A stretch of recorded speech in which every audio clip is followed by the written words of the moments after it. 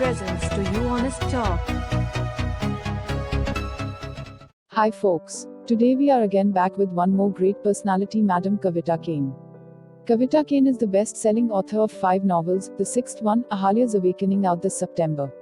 For one who confesses that the only skill she knows is writing, her word journey expectedly began as a journalist, armed sufficiently with twin post-grad degrees in English literature as well as mass communication and journalism from the University of Pune, as it was known then. With a career of over 2 decades in Magna Publishing and DNA, she eventually quit her job as assistant editor of Times of India to devote herself as a full-time author.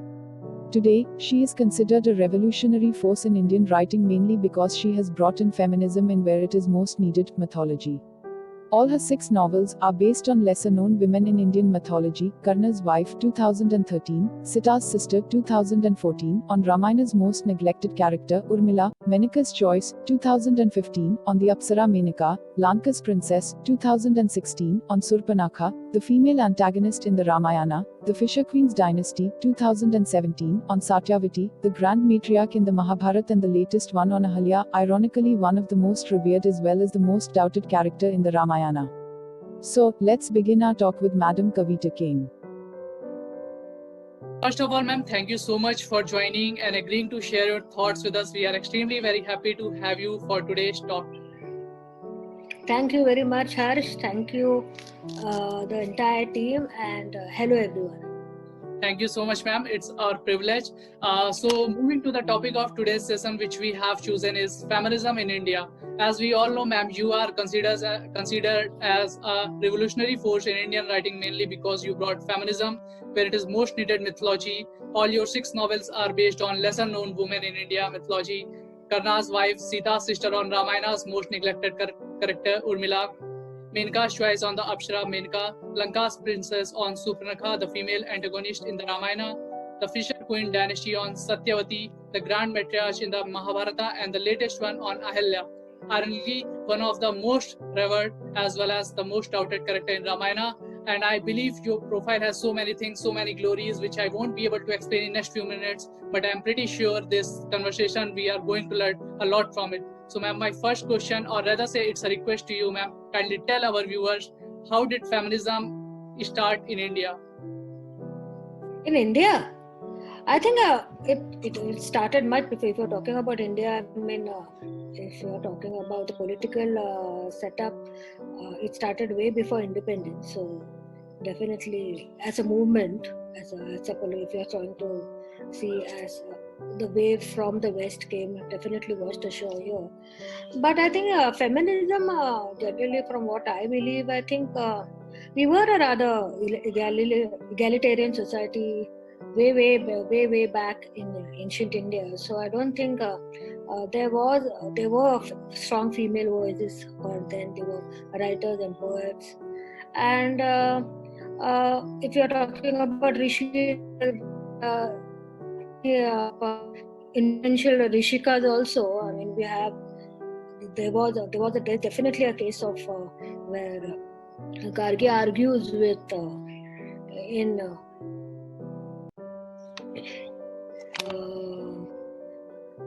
there used to be these philosophical conferences at Mithila, where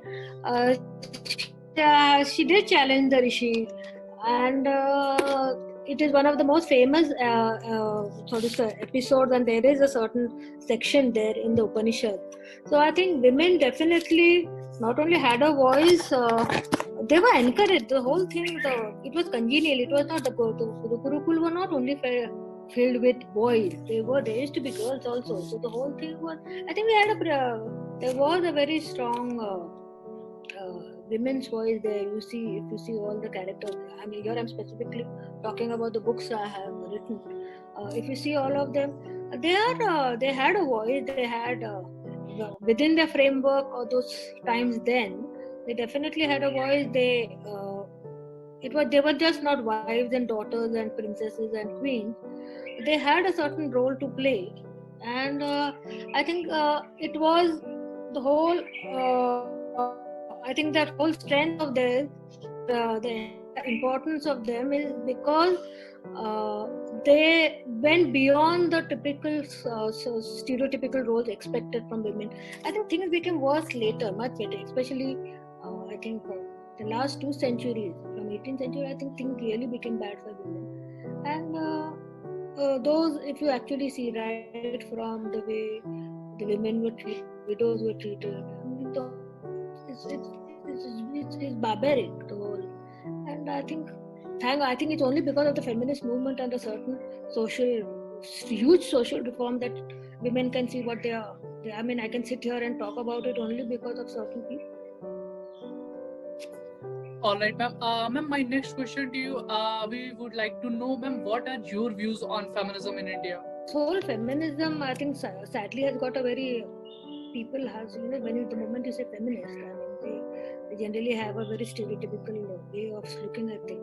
I think feminism is actually, they say it's actually about human rights. And when you're talking about human rights, you're talking about a woman here who is a human. So it's granting a certain equal human rights to a woman, which she should have got anyway, because if you're talking about society, there's a man and there's a woman.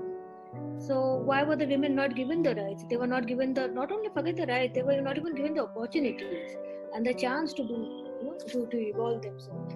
So as an individual, I think feminism, what I personally define it is,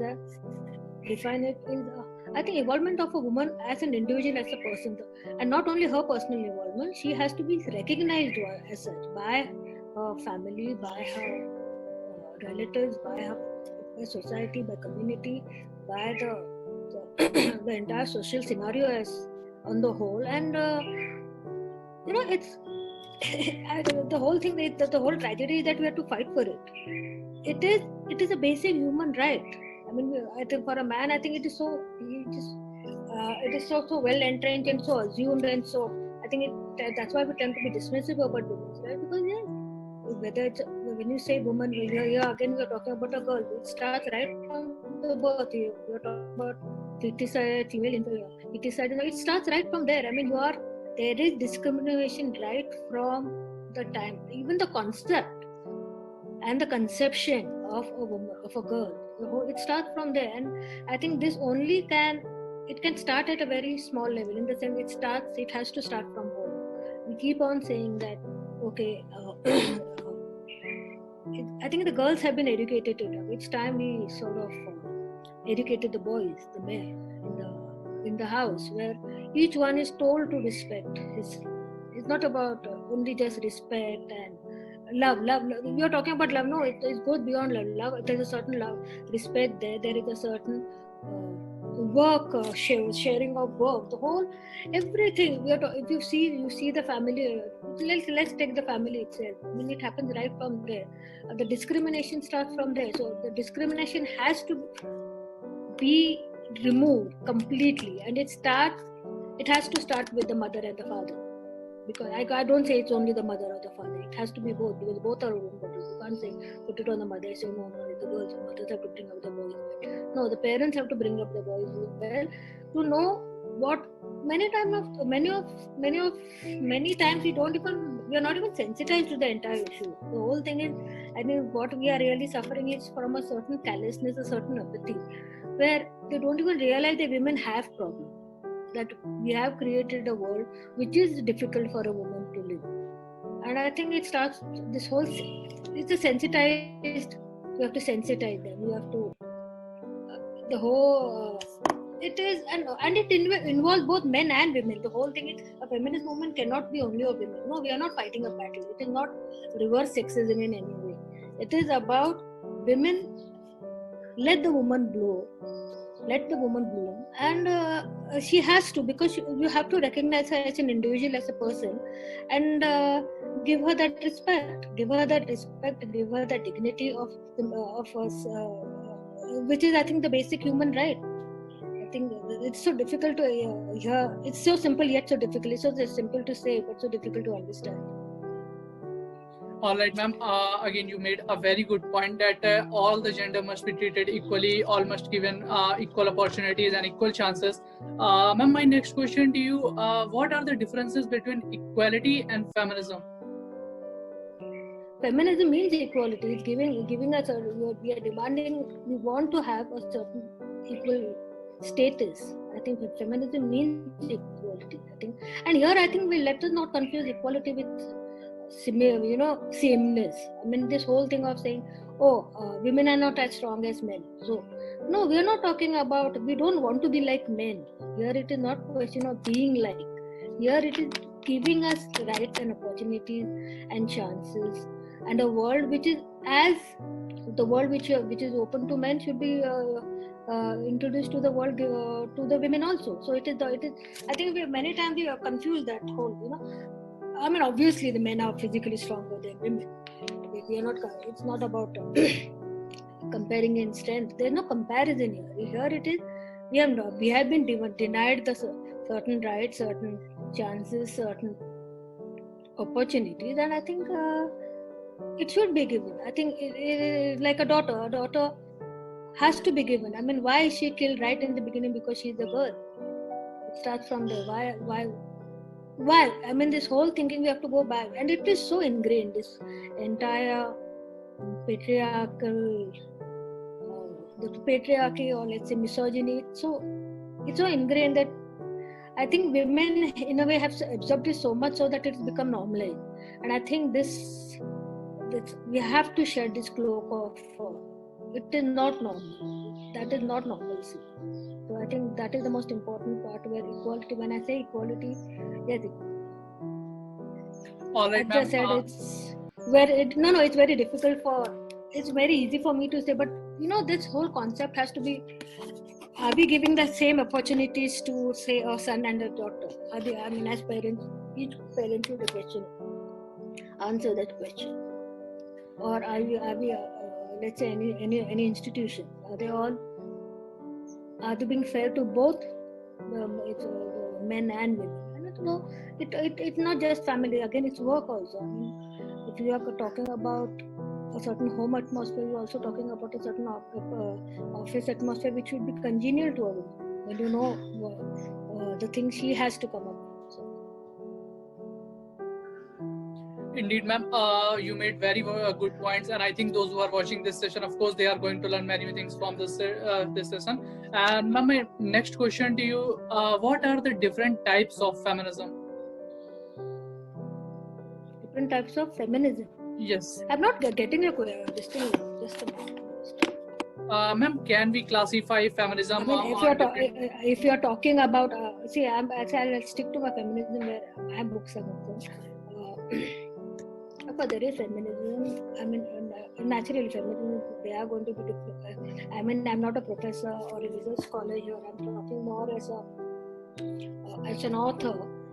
When I talk about feminism, it's more about talking about women, and through those women telling the lives of everyday women in India today. We're talking about any book of mine. It is the whole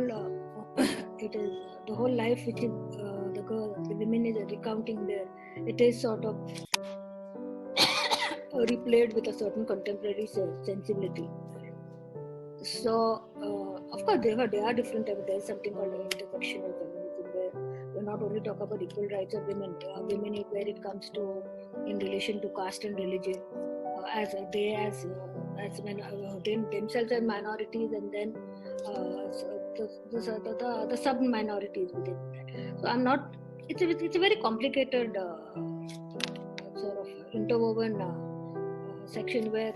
So there are certain characters which I'm planning to. I mean, my next book should be on that, where intersectional feminism is more strong there, where we are talking about we are talking about the lesser privileged women. See, even in feminism, again the whole class system, we are talking about the privileged and the lesser privileged. They are the underprivileged, they are the one who has been exploited. I mean, this whole entire section of exploited women. So I think I try to, the best way to show this is through my characters, through my book. And I think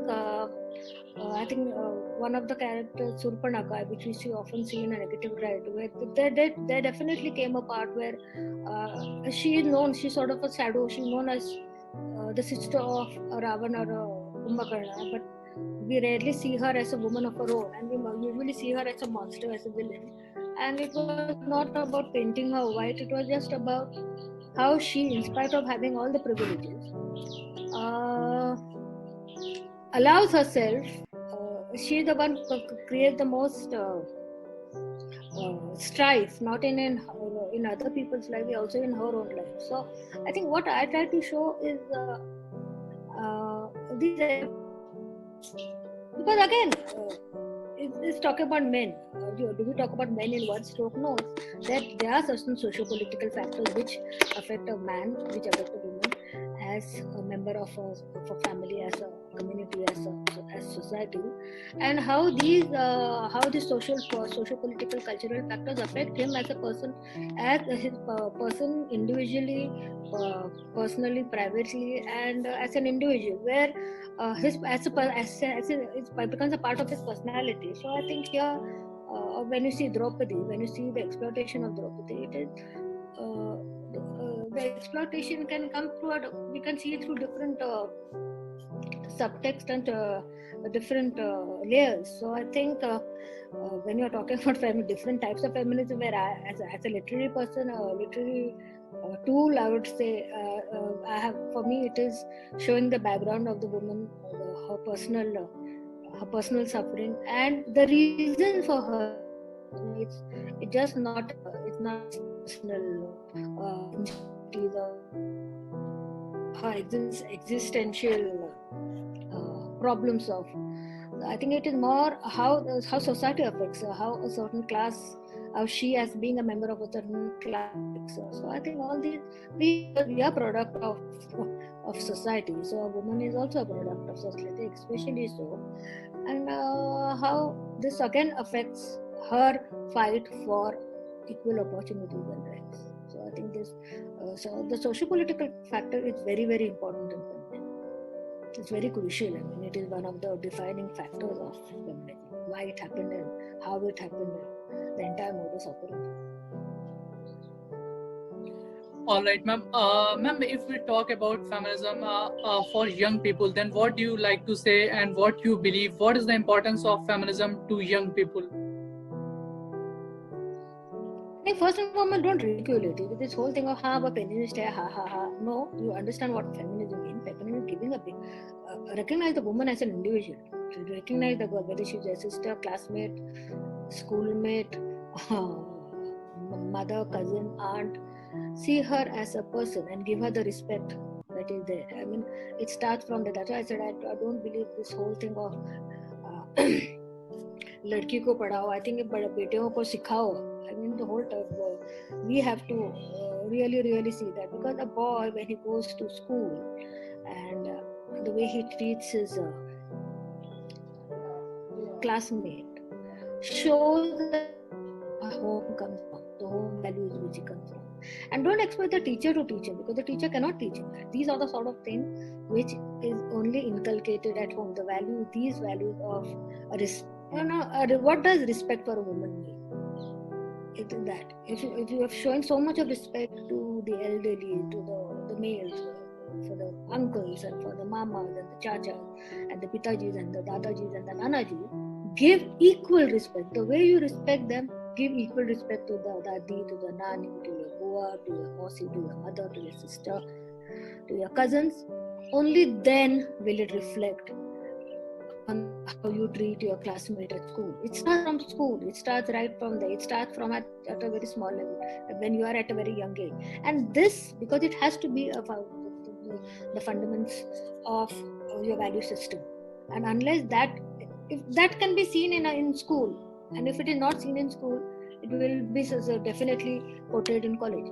So this is how this whole thing of, let's say, the way we have sort of romanticized and glorified Eve teasing. Why should girls be Eve teasing? Why this moment she steps out of the home, why does she feel that she is not safe? It's not only a social problem. Every boy should answer the question: am I treating the girl? Am I treating the girl well?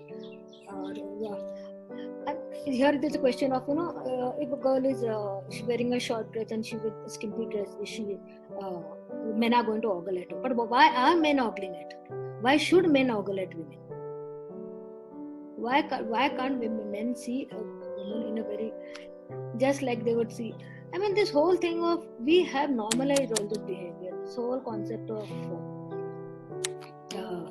in the name of let's say patriarchy or misogyny, or even the whole machoism.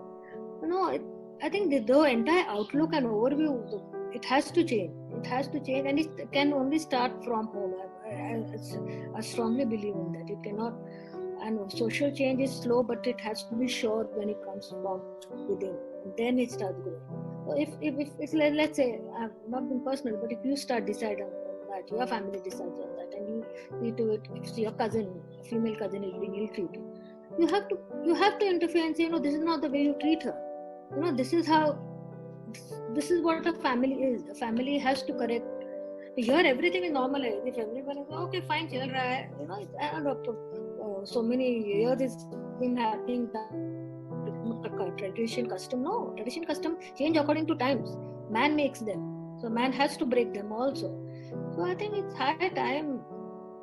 I mean, it's really, really sad. I mean, from every time. I mean, I am a mother of. I have 3 sisters. I have 2 daughters. I have a lot of nieces. But it's still really, things have not really changed. I could come from a liberal family, and my family is progressive, but it starts from everywhere. It has to, because she's not going to live in my family, right? She's going to mix around everywhere. The society is not allowing her to do that. So I think this whole, how many women girls feel safe going on a public transport, even just stepping out. So why this whole thing of feeling over, the entire sense of feeling ogled at, whether it's on the road or public places or even at work. Why this harassment at work? I mean, there is a certain way, the way we speak so loosely about women. I mean, all this is part of, that's what I'm saying for the young generation. You have to be very careful what you say, because it's not only say, you should not think that. Your thinking has to change. It is not just what you're saying, because the saying comes later. What you're thinking has to change, and I think that is, of course, going to be slow, but it has to happen, and it has to happen. If you make an effort, I think I'm definitely very, very optimistic. I think it is going, because I think what we are going through is better than what our grandmothers went through. So I think it is going to change for the better. And of course, we are not talking about the girls at all, because I think they are smart and intelligent. They know, and they are strong. So here I'm talking, the onus is on the men and the males. I'm talking about the boys out here. Where yes, I think it's high time. It's really time, more than beyond that they consider the woman. If you're talking about, there are 2 parts. I mean, the human species is made of man and a woman. So the other half, how can you relegate it into something inferior? Who said that? How are they inferior? And why are men superior? I think this whole attitude. All right, ma'am. Again, in every case, I think they are there in every. You see, in every profession, they are there. I mean, see, that is what I mean. They are there in all these professions because they were given a chance, they were given an opportunity, and they are blooming. But it is a slow change, and I hope the change becomes faster and stronger. Again, ma'am, you made very good points, and I think those who are viewers, those who are watching this session, of course, they will learn from this. Ma'am, my next question to you, which I have got from one of our viewers, the question is, ma'am, are Indian men becoming victims of wave of pseudo-feminism? Do you think feminism is misused at some places? See, that is exactly what I'm saying. I mean, this whole dismissive attitude about feminism. We will not use the word for feminism or pseudo-feminism only because if you understand the meaning of feminism in the first place. So if you are saying if someone is misusing it, try to understand the woman who have been the whole thing has been misused upon her for centuries too. So I mean, she must be the most angry person. No, the whole fact is all she's asking is for an equal chance and an equal opportunity and equal rights. So why is, and yes, of course, there are some cases where someone has to be aggressive, someone has to be persuasive, whatever. Each one has a different way of proving its point, but I don't think. Yes, one definitely. I think there in this whole struggle, what actually happens is importance to crucial issues tend to get sidelined to something more cosmetic. That definitely, but that happens with every movement. I'm not talking about it. But I would always ask these people who talk about for feminism and pseudo feminism: do you know the meaning of feminism? Are you respectful to yourself?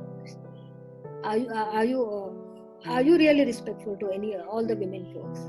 I mean, I just ask her. You wouldn't have bothered to say that. This whole thing of, I think that is there. It's sort of a righteous, enraged sort of a response, which really they don't even deserve an answer, because I think they are the worst. They are the most chauvinist people who are asking this question, because for them they do not want change.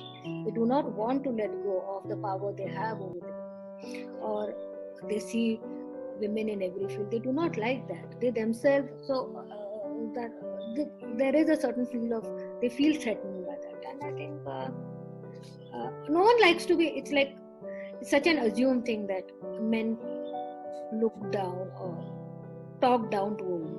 It's something very normal. But it's the other way around. If a woman says that, they will not like it. So try to, for a one moment, try, if a woman does talk down to you, just to think that for centuries together, so many, even now, so many women have been talked down, looked down. And you can give it a term of for feminism, pseudo feminism, but the thing is, try to understand what the whole spirit of feminism is. Then I think you'll be a more sensitized, empathetic person. All right, ma'am. I don't want to take you much time, so moving to my last question of this session. The question is, ma'am, what are some concrete ways we can fight for gender equality? That's what I said. It is a huge war, as you say, literally. And gender equality, that's what I said. The whole, in the name of gender discrimination, and it has, the equality has not been given for so many centuries together.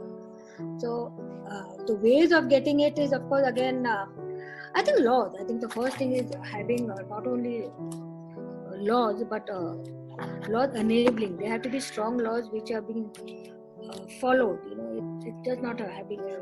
Let's talk about women's security, or let's see the rape law. And this whole thing is ridiculous. If you see the social legislation for women, it starts from there. The social discrimination starts there. The laws are so weak. They're old, they're archaic, and they are completely anti-women. I mean, they just don't. So, gender equality, I mean, that's what I mean. The whole question is is huge, because the answer is, I think it's 10 times the hugeness of the answer is this whole thing that we're just floundering. Because we don't have strong legislation, we don't have a strong social system, security system. Our families, I mean, it starts from our family. Our family, the whole thing has to be reconstructed, resurrected. And as I said, this whole thing, because it is going to be something extreme, because it has not been given for so many centuries and for so many years, and men are not going to be like it. So it is sort of a revolt. So because they do not like this whole concept of, or this even scenario of change, there is going to be anger, there is going to be a certain aggressiveness. So when you're talking about gender equality, it comes from it has to be, see, because when a woman goes, it's whether it's education. Now let's see, these are all the different ways. There's law, there's education. The very fact that how many of the women are girls are getting educated? What are the chances? What are the opportunities? You see, especially in the rural areas, or even see the urban poor. You see the urban poor. How many of the girls have the chance? First, whatever money that it is given, it is sort of taken aside for the education of the boy, not for the girl. Where does she get her chance for education? Her right for education, or her opportunity for education? No, she doesn't get. The boy goes to even if she gets, then the boy goes to a better school, the brother. Rarely does a girl really complete her education. After education, let's talk about employment. How many of the firms, what are her chances of? So it starts from education, employment, legislation. So it is there.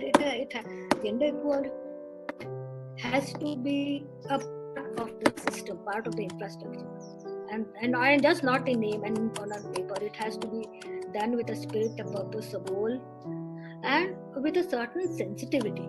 So I think we are just not sensitive, and that's why I think we talk about feminism. It's almost like a word. I mean, here we have women saying, "Oh, I'm not a feminist. I believe in human values." It is such a stupid, silly statement. Feminism means human value. It is talking about human equality. I mean, let's not. First and foremost, I think let's remove that entire bias and the anger we have against the word feminism. Because it's there to stay. It is going to be there because I think as the years go, women are going to they are going to be definitely and stronger, better.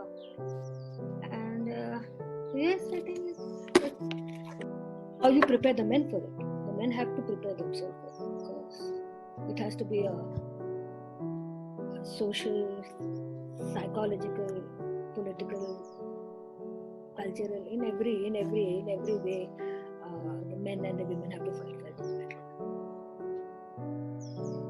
Again, ma'am, it was really a very wonderful message from your side, and I think those who are again watching this session, of course, they are going to really learn from it. And ma'am, thank you so much for your time. It was really Here, I think I would also like to say, as the last line, I think I'd just like to say when we're talking about women, feminism, I would also talk about this whole mistake of feminism being, I think many times if I have found if I found women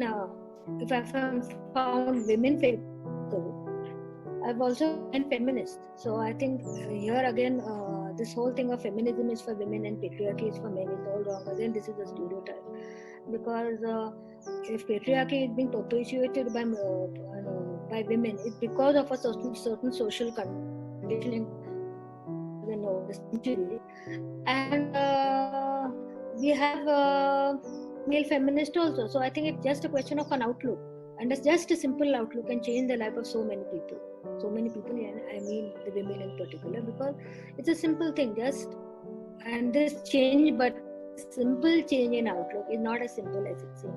It's going to be the most difficult thing for the society to grapple as such, because as I said, many of us don't like change, and the change is definitely for the better. Again, ma'am, it was really a very wonderful message, and also it was really a very wonderful discussion over the topic. And I think those who are watching this session, of course, they are going to learn many things from it. Thank you so much, ma'am, for joining and giving your most important time. It was a healthy discussion with you over the topic. We look forward to conduct more session with you. Thank you so much, ma'am, for joining. Thank you very much, and I hope, especially I think if the young people are listening to this, please, I think please make your world which you live in a better place, not only for yourself but for the women, for your sisters, for your cousins, for your classmates, for your girl classmates, for your colleagues, women colleagues. I think this is I think as I was saying, it is लड़कियां को पढ़ाओ नहीं, बेटों को सिखाओ. I think that is very important. I think it really starts from there. So I think.